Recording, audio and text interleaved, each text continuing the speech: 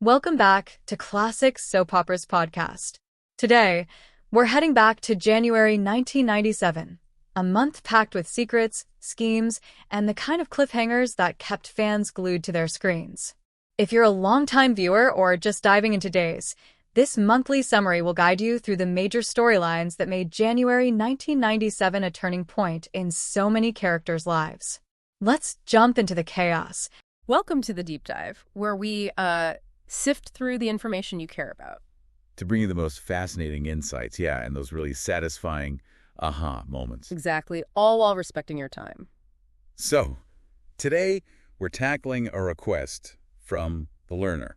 Right, someone who's looking to gain knowledge quickly, but also thoroughly, appreciates multiple perspectives. And wants to avoid getting, bogged down in all the unnecessary details. Totally. So for this deep dive, we're plunging right into the very dramatic world of Days of Our Lives. Specifically, January 1997. And our sources for this are pretty interesting. Yeah, they're these fan-created online summaries from back then, like rescued from the digital archives. Amazing stuff. And we're pairing those with factual background on the show itself, from Wikipedia and places like that. So we'll be navigating these really detailed week-by-week recaps. Pulling out the core dramas, the main events, and also thinking about the bigger picture of Days. It's an incredible run, the recent move to streaming, its whole cultural impact, really. Our mission, basically, is to understand the key plots, the character conflicts, the real dramatic tension-gripping Salem during this specific month. And see how these events fit into that larger soap opera tapestry. Okay, let's unpack this. Where should we even begin? Well, a really natural starting point has to be Laura Horton. Her situation with trauma and memory. It was intense. Yeah, the summaries really paint a picture of huge emotional upheaval for her in January 97. She's suddenly hit with these flashbacks. Yeah. Vivid, disturbing. Remembering being held captive and abused with a laser. In a house Peter Blake built. The laser thing. It's peak soap opera, isn't it? That kind of outlandish detail. It really is. Yeah. And the distress, it doesn't go unnoticed. Celeste Perot. Ah, a psychic character. Exactly. She senses Laura's turmoil. That supernatural element, another common thread in Days, adds intrigue. And then just to wrap up the suspense, Laura disappears again. Right, sending Jen and Jack into a total panic. Kristen, too, actually. You can just feel the stakes rising there. Thankfully, she does come back. And she recounts this horrifying ordeal, even points out the specific room where it happened. Seems like a breakthrough, but not everyone believes her right away. Well, exactly. Jen's skeptical initially, which, given Laura's past mental health struggles, may be understandable. Sure. But Laura's adamant, and Kristen's reaction is described as ambiguous. Yeah, it makes you wonder, right? Were the writers deliberately pointing suspicion at Kristen from the start? It feels like it, planting those seeds of doubt around someone seemingly trustworthy. Classic technique. And then it gets even more dramatic. Laura starts to remember Kristen being there during the captivity. Wow, okay. Yeah. That directly implicates her. A massive betrayal. Huge. And Kristen's response, not comfort, it's control. She actually tries to silence Laura. Ow. Puts a pill in her teeth. No, seriously, that's pretty extreme. Right. Luckily, Laura spills it. Another one of those near misses that just keeps the tension cranked up. So this leads to a direct confrontation. Oh, yeah. Laura accuses Kristen, calls her a liar. You can just imagine those scenes. It's intense. Laura's fragile memories versus Kristen's potential lies. Then John Black arrives, Kristen's husband, right, to check on her. And in front of him, Laura drops an even bigger bombshell. Oh. She identifies Stefano Di Mera, the ultimate villain, as her kidnapper, and claims Peter is still alive. Whoa. Okay, now you can see why Jen might think she's delusional. Peter alive. That's a major resurrection, even for Salem. Exactly.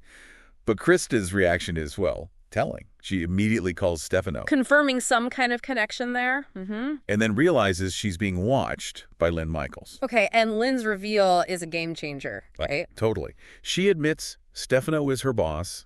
It just solidifies his involvement in Kristen's potential role. The conspiracy widens. What's fascinating, though, and you see this a lot in soaps, is how Laura's memory fluctuates. Yeah, sometimes she has these really clear recollections. Kristen, Stefano, Peter, all of it. But then it gets fragmented again. Keeps everyone guessing, the characters and us watching. And Marlena Evans, often the voice of reason or the therapist figure. Right. She tries to help Laura piece things together. And she notices Laura's intense focus, almost fixation, on Kristen. Like, Kristen is the key to unlocking it all. Exactly. And during this, Laura remembers seeing all three, Stefano, Peter, and Kristen. But it's not straightforward, is it? She also has moments where she thinks Kristen is a good friend. Right. It highlights that psychological impact, the trauma, manipulation, distorting reality. It's a theme they explore a lot. Yeah, it definitely keeps you hooked. Okay, so Laura's story is incredibly complex. Let's shift focus to another intense situation, the one around Sammy Brady. Right. Sammy's storyline in January 97 is all about her hospitalization and amnesia. Amnesia. The classic soap trope. Yeah. Often used to reset relationships, right? Absolutely. The summaries show her in a really bad way, unresponsive. And Austin Reed, he's deeply worried, praying for a sign. And then a glimmer of hope. Sammy responds to music playing on the radio. And Marlena, always sharp, she recognizes the song. Yeah, she realizes it's the same music from Sammy and Austin's wedding tape. That connection to the past. A classic way to try and reach someone who's kind of lost. Exactly. So Marlena and Austin, they team up, encouraging her, playing the wedding video, using those familiar senses. We also get a peek into Sammy's inner world, these visions of going home, a warm light. Suggests maybe a near-death experience or some strong subconscious pull. And Mike Horton, Sammy's half-brother, the doctor, he sees a slight improvement. Just a tiny change, but it offers hope. Then Marlena does something, maybe a bit ethically questionable. Happens a lot in soaps, right? Personal stakes override everything. She persuades Austin, who's reluctant to tell Sammy he loves her. Hoping it gives her a reason to live. But Austin's heart is with Carrie. Who, wouldn't you know it, overhears him saying it. Oh, talk about a classic love triangle mess. Carrie walks in on that. That's gotta hurt. Surprisingly, though, after Marlena explains why she did it, desperation, Carrie says she understands. Wow. Okay. Marlena's so determined she even records Austin's words to play for Sammy. But then... disaster strikes. Yeah, dramatic turn. As Austin's voice plays, Sammy's heart starts to fail. The tension just gets ratcheted way up. Unbelievable, but she pulls through. Miraculously, yes. She wakes up, but there's a huge twist. The amnesia. Yeah, she thinks she's 16 again. As for Roman, her dad, doesn't recognize Kate, her own mother, or Austin. Complete regression. Wow, back to being a teenager. She's expressing love for Mike and Carrie, then asking for her parents, John and Marlena. It really shows how scrambled her memory is, like retreating to an earlier time. Mike, the doctor, obviously says they need tests, need to figure out how bad this is. And as she interacts more, the depth of it becomes clear. She mentions something with Roman from years ago, asks about the prom. Doesn't even recognize Austin, the guy she was engaged to. Not initially, no. Mike offers a bit of hope, says might be temporary. But that uncertainty must be awful for Austin and Carrie. And her asking for Roman constantly puts Marlena in a tricky spot, having to make excuses. So the tests confirm it. Serious damage. Yeah, most damage to the memory part of the brain. Could be temporary, could be permanent. That ambiguity just hangs over everyone. And it messes up other plans, right? Like the annulment for Austin and Carrie. Exactly. Mickey Horton points that out. It completely complicates their plan to be together. Shows how interconnected everything is. So Carrie wants to tell Sammy, but is advised not to push her. Right. It's that delicate balance. Your own happiness versus, your sister's fragile state. There's a moment, though, where Sammy seems a bit more lucid.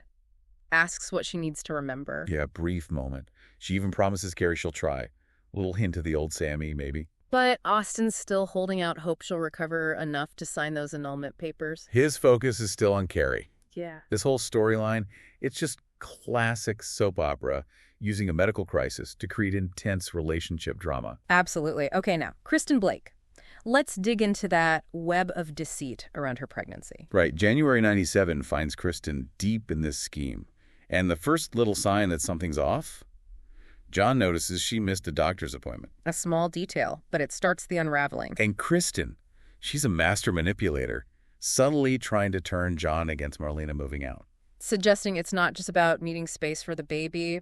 Maybe she wants Marlena gone for other reasons? And the summaries mention a secret phone call between Kristen and Stefano. Alarm bells right there, given their history. Definitely something underhanded. Then you get the inconsistencies with the pregnancy itself. Marlena being a doctor. She notices things? Yeah, Kristen isn't gaining weight. Her nutrition isn't being tracked.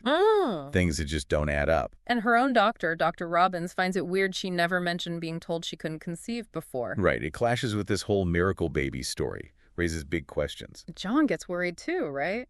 about heartburn. Yeah, Kristen complains about heartburn she supposedly had all along, but never mentioned.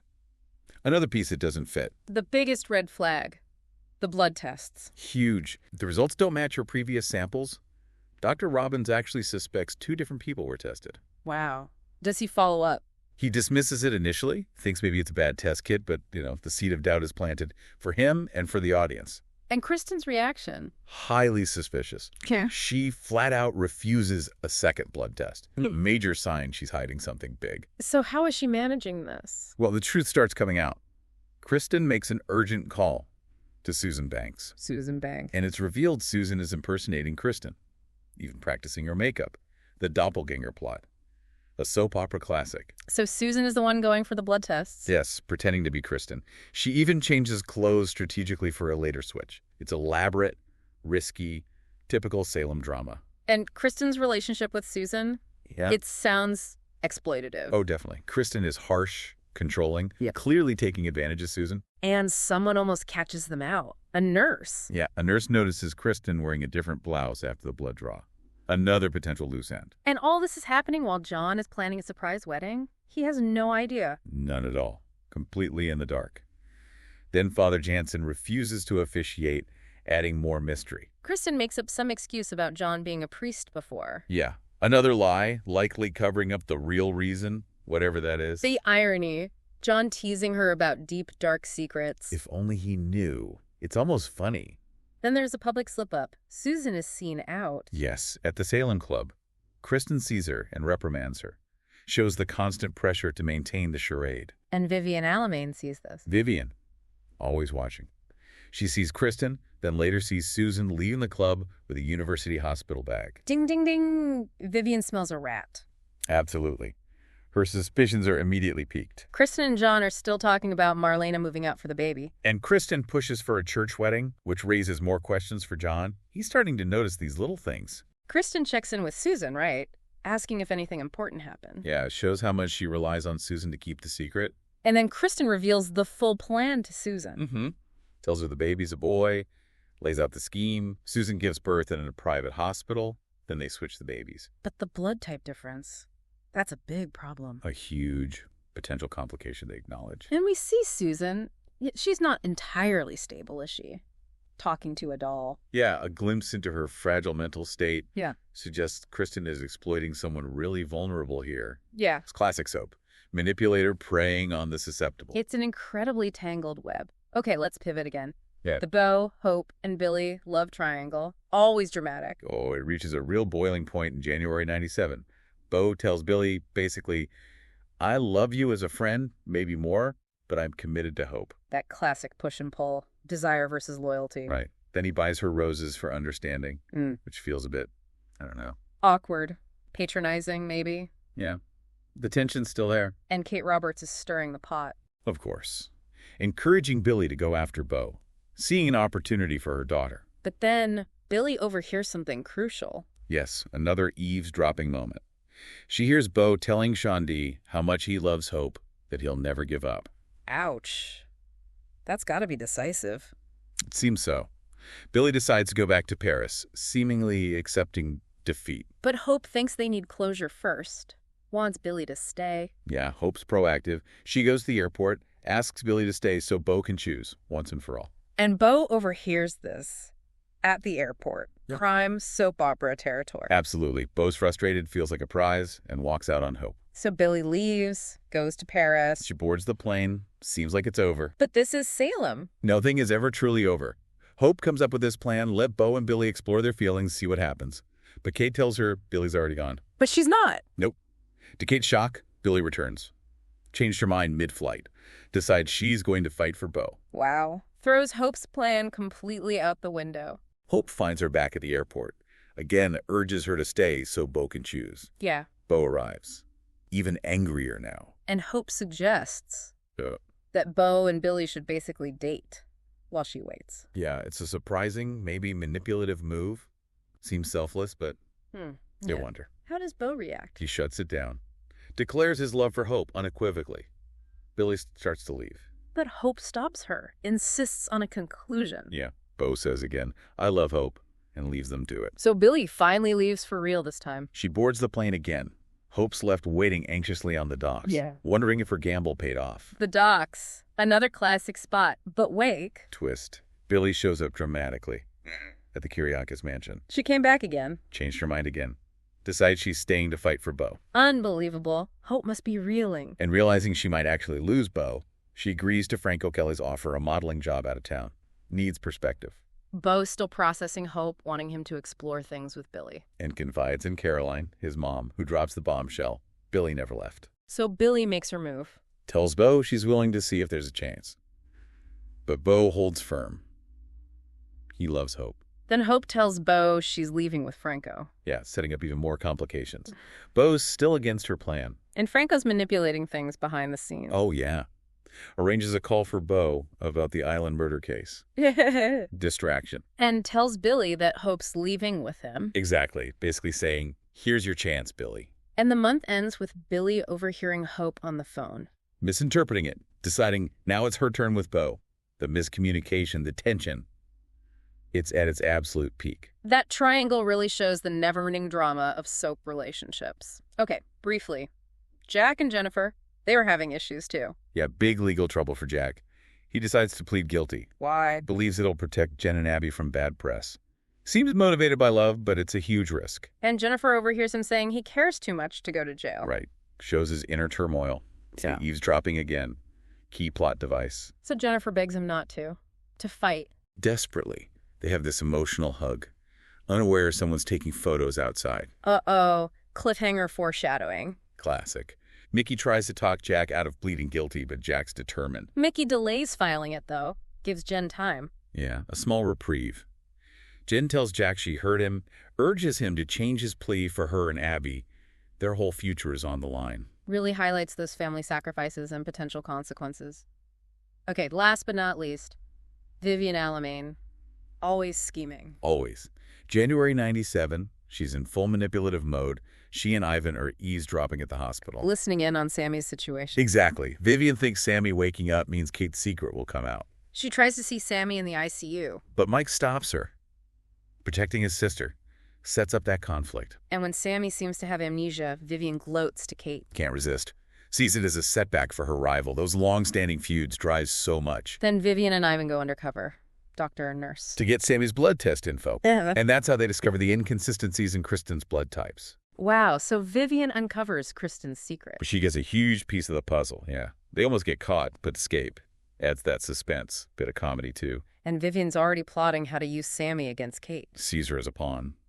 Then Vivian notices the Band-Aid on Kristen's arm. And remembers seeing Susan with one. And the hospital bag. Connects the dots. Her suspicion about Kristen's pregnancy goes way up. Vivian tries to get Kristen's vote at Titan. But Kristen refuses. Power plays in the boardroom, too. And Kate's trying to kick Vivian out of her office. Yeah, the rivalry escalates. Vivian threatens Kate, says she and Sammy will take her down together when Sammy recovers. That feud never ends. Never. Vivian vows to uncover whatever Kristen is hiding, setting up future drama. So, wrapping up this deep dive into January 1997, it's just this incredible tapestry, isn't it? All these intertwined stories. Absolutely. Laura's fragile grasp on memory, Sammy's amnesia impacting everyone, Kristen's wild pregnancy deception, the Bohope Billy saga. All against that backdrop of secrets, lies, and Vivian's scheming. And those aha moments.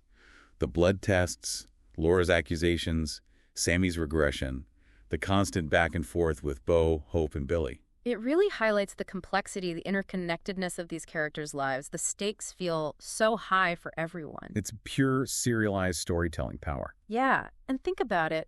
All that intensity packed into just 1 month, it makes you consider the enduring appeal of these long-running soaps, doesn't it? Definitely. What is it about that constant drama, those twists, those high stakes, that kept people tuning in for decades? And imagine being a viewer back in 1997. Waiting week by week for the next reveal. Exactly. How did they react to Peter being alive, or Kristen's scheme, or Billy coming back again? It's a fascinating look at how serialized fiction grabs and holds an audience. Thanks for listening. If you enjoyed this throwback summary, be sure to subscribe and leave a like and comment. And if you're wondering what happens next, just wait until February. Salem's just getting started. Until next time, keep questioning everything because in Salem, Nothing stays buried forever.